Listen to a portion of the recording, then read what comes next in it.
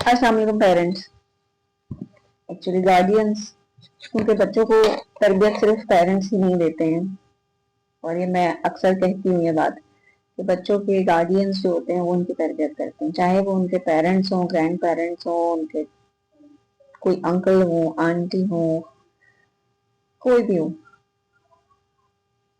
तो आज जिस बारे में मैं बात कर रही हूँ वो बड़े मजे की है। एक्चुअली रिसेंटली मैंने फेस किया तो मुझे ये भी पता चला कि बच्चे बहुत जल्दी एग्जॉस्ट भी तो हो जाते हैं ना।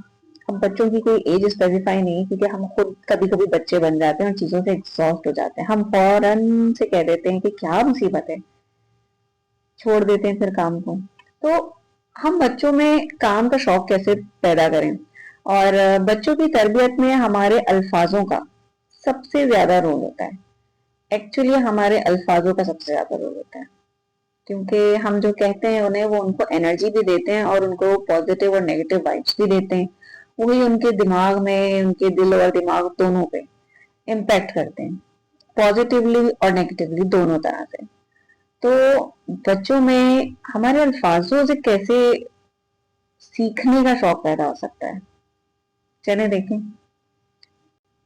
सबसे पहली चीज, हम भी अक्सर कह देते हैं कि मैं थक गया हूँ। काम करते करते जब हम एग्जॉस्ट हो जाते हैं, कोई चीज नहीं हो रही होती, तो जुमला हमारा ही होता है एक्चुअली कि क्या मुसीबत है। तो जब बच्चे कह रहे होते हैं तो हमें वो अच्छा नहीं लगता है। हमें इसलिए उसका कोई अच्छा नहीं लगता क्योंकि उनके जहन में ये जुमला बैठ जाएगा। तो हम चाहते हैं कि ये ऐसा ना करें। तो वो कहते हैं कि ये काम नहीं हो रहा, क्या मुसीबत है, ये तो मैं नहीं कर रहा। तो जब ऐसा कोई सिचुएशन आए ऐसी, और इस तरह का जुमला आए, तो हमें चाहिए कि हम उस वक्त थोड़ा सा बच्चों को इस तरह से बोले कि हाँ ठीक है, थोड़ा मुश्किल लग रहा है, लेकिन चलो मिलकर सॉल्व कर लेते हैं, या मिलकर सोचते हैं इसका हल क्या है। हो सकती है ना, ये आसान आसान से जुमले हैं जिनसे हम बच्चों की जिंदगियों में पॉजिटिविटी ला सकते हैं और उनकी एनर्जी को बूस्ट कर सकते हैं, उनकी सोच को फौरन से चेंज कर सकते हैं। एक्चुअली इस चीज से उनका सिर्फ सोच चेंज नहीं होता, उनका मूड भी चेंज हो जाता है। दूसरा जुमला जो बहुत ज्यादा आता है, आज तो मैं काम करके बहुत थक गया।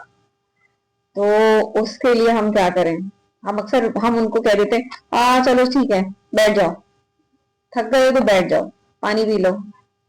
ये भी ठीक है कि पानी पी लो और बैठ जाओ, लेकिन हम अगर इसको और मजीद एनहेंस करके बात करें और सोचें थोड़ा सा कि हमें किस तरह से बोलना चाहिए इस बात को, तो इस बात को हम कुछ इस तरह से भी कह सकते हैं कि देखो, आज हमने बहुत मेहनत की और सब कुछ कितना साफ हो गया है, कितना अच्छा लग रहा है और दिल को कितना सुकून मिला है। और सबसे बड़ी बात कि ये काम आपने खुद किया है। तीसरी इम्पोर्टेंट चीज, जब बच्चे इस तरह से बिहेव करने लगते हैं कि ये तो बहुत मुश्किल काम है, तब क्या करें। हम कह देते हैं अच्छा चलो कोई नहीं, बाद में कर लेना, या छोड़ दो, या रहने दो। या हम कहते हैं कि नहीं नहीं, ऐसा कोई मुश्किल नहीं है, ठीक है, लेकिन अगर इस तरह से कहें कि ये काम हमारे लिए नया तो है, लेकिन ये चैलेंज है, चलो इसे मुकम्मल करके हम एक नई चीज सीखते हैं।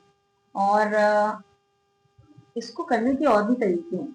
जैसे अगर आप उनसे वार्डरोब ठीक करवा रहे हैं तो उनको एक ऐसा चैलेंज दे देंगे, चलो तुमने वार्डरोब ठीक करना है, तो let's count how many clothes do you have in your single section. या फिर आप उनको ये कह सकते हैं कि आए देखते हैं कि आपके पास कौन सा कलर अवेलेबल नहीं है, हमें कौन सा कलर देखना है अब जाके मार्केट में। या कुछ ऐसा कि जिससे वो इस चीज के बारे में सोचने लग जाए कि हाँ लेट्स फाइंड आउट वाली बात आती है ना, तो बच्चे हमेशा उस काम को बहुत खुशी खुशी करते हैं। तो अब इन तमाम बातों का मतलब ये है कि हमारे जुमलों से बच्चों के कामों में बहुत फर्क पड़ता है।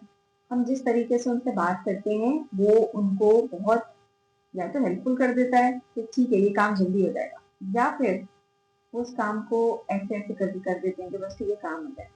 तो काम करने के लिए अच्छे जुमले अदा करें, और काम करने के बाद बच्चों की तारीफ भी कर देनी चाहिए, अप्रिशिएट कर देना चाहिए, उनकी हौसला अफजाई हो जाती है इस चीज से। और जब आप काम को खुशी से करेंगे, आप इस तरह के जुमले नहीं यूज करेंगे किसी चीजों में, तो डेफिनेटली आपके बच्चे भी नहीं यूज करेंगे, और आप काम को अपने अल्फाजों से बच्चों की एफर्ट्स को बोझ बनने से रोक सकते हैं, अपने अल्फाजों से। और उनके काम भी उन्हें बोझ नहीं लगेंगे, क्योंकि उनको आपके अल्फाज बोझ नहीं लगेंगे।